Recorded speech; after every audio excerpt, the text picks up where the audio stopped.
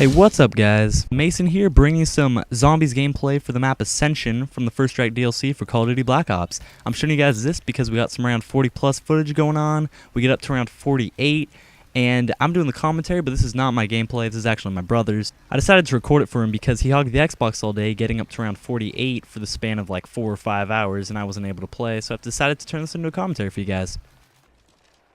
So let's get into it. First things first, you're going to want your 4 perks. Despite there being 5 perk machines on this map, you can still only hold 4, so prioritize which ones you want the most and make do with those. Quick Revive and Juggernaut are probably the most important for solo, but you might be able to switch Quick Revive out for Stamina Up if you're playing with multiple people. The 2 new perks in this game are PhD Flopper and Stamina Up. PhD Flopper sounds like a weird name, but I found out that it's actually a play on the name Dr. Pepper. PhD, Flopper, Dr. Pepper, put it together. And Stamina Up, play on 7-Up. So I thought that was pretty creative of Treyarch. So yeah, Stamina Up is pretty much your marathon lightweight, gives you longer sprint duration, and makes you move faster. It actually might be one or the other, I'm not sure. Might be both.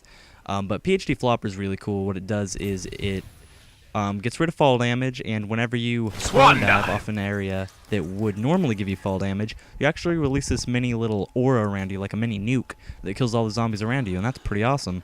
On top of this, PhD Flopper keeps you from inflicting damage back on yourself with guns like the ray gun and the launchers. This makes it really useful and kind of gives it a flak jacket-like effect. This also ties right into the reason we're using these 2 guns in the game, which are the Thunder Gun and the Ray Gun. The Ray Gun becomes a lot more useful when you don't have to constantly worry about getting slapped in the face by a zombie right after you weaken yourself with your own weapon. Also on Ascension, we have something called the Sickle, which replaces the Bowie Knife. Although I think the Bowie Knife handles a little bit differently, the Sickle still looks really awesome every time you lunge at a zombie, and it's pretty good and helps you out with those couple of zombies. Once you get to the higher rounds, it's not as useful, but it's still a cool thing to have, and if you're racking up points, why not? So the last thing to go over is special grenades. In Ascension, there are 2 new special grenades introduced, the Gersh device and the Matryoshka doll, replacing the Molotov cocktail and the Symbol Monkey from prior zombie maps.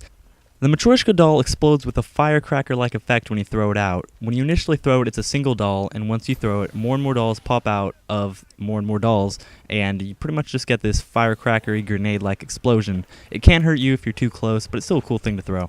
Now, the other special grenade is definitely the one you're going to prefer for this strategy, and it's called the Gersh device, or the Black Hole Bomb. Basically, it's the replacement of the monkey bombs, and when you throw it, all zombies are sucked up into it. You can also jump into it as well, and you'll be teleported to a random location on the map. In regards to the strategy, I guess the simplest way to put it is to just run laps around this platform right here.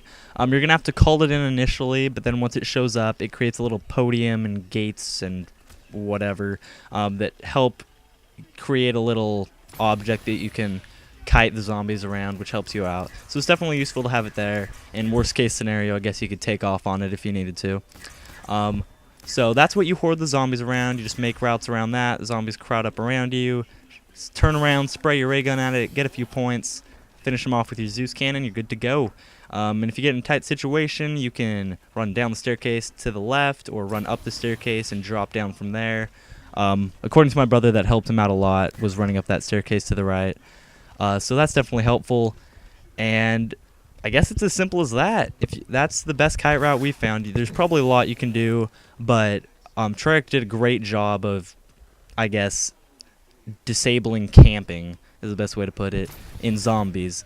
Because the zombies that spawn out from under the ground, there's tons of windows, there's no real dead ends like there was with the catwalk into Rise. So your best bet is just running around, and this is definitely a lot harder to strategize with a big group of people. So solo, this is definitely easier.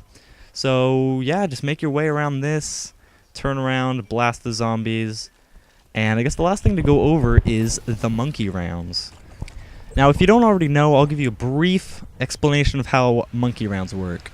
I guess you could say that they replace dog rounds and the Pentagon Thief rounds in regards to the map 5, but basically they come every couple of rounds, starting once you buy your first perk. And the monkey's goal is to get to a perk machine and pretty much disable it, in the sense that everybody playing loses that perk. You can still buy it again, but it just costs money, obviously. Now, the perk icon will flash and your player will say something, and you just have to run over there and keep the monkeys from stealing that perk. Obviously, if you're playing with 4 people and each person can only get 4 perks, assuming you all have the same 4 perks, each person can just go to a nice perk machine, and you're all set. But this is a little more difficult in solo, considering there's 4 perk machines to worry about and only one of you. Once you have stamina up, you travel faster, so you can get to the perk machines faster, which is helpful, but not always enough. If there's more than one monkey on the perk machine, it gets disabled faster. The monkeys can hurt you, and they probably won't be too keen to attack you until after they've either taken all your perks or taken the closest perk machine away from you. So yeah, just try to prioritize the best perks. What my brother did is he ran in between Juggernaut, Sleight of Hand, and Quick Revive. Now that I think about it, they're all pretty important in their different ways. Another cool thing about monkeys is that depending on how capable you are of winning them is once you get to the higher rounds, they're pretty much a free round. There's only like 8 monkeys max, I think, maybe 10. And sometimes just a free round if you're really high up. That's how dog rounds were in Rise. That's how, yeah, whatever you want. So there you go. That's monkey rounds. Also, if you didn't know, I'm not sure if this term's correct. I forget where I heard it, but apparently you get something called a vodka drop whenever you finish a monkey round. Well, not whenever, but if you keep the monkeys from even touching a perk machine, which means none of your icons flash, your player doesn't announce, they're stealing Juggernaut. If that doesn't happen, then once you kill all the monkeys and you get your max ammo drop, you also get a random perk, and that's pretty awesome. So anyways, I hope you guys enjoyed this zombie strategy guide. I know it's not too in-depth, but hopefully I taught you a thing or two about zombies, and hopefully I help you get to a higher round. It's really basic. Just run that route and you should be good. All in all, I really like Ascension. Definitely my favorite zombie map. Because of so many reasons: the new special grenades, the new perks, the new zombie animations, the new zombie looks, the new little technological layouts of the whole thing, like how the Pack-a-Punch machine works, all that stuff. It's just a really good map. I like the layout of it. It's huge and confusing, but awesome at the same time. If you haven't got the map pack, $15 is a lot, and I'm not too crazy about the multiplayer maps, but Zombies is almost completely worth it on its own. So, thanks for watching. Really appreciate it. I'll see you guys later.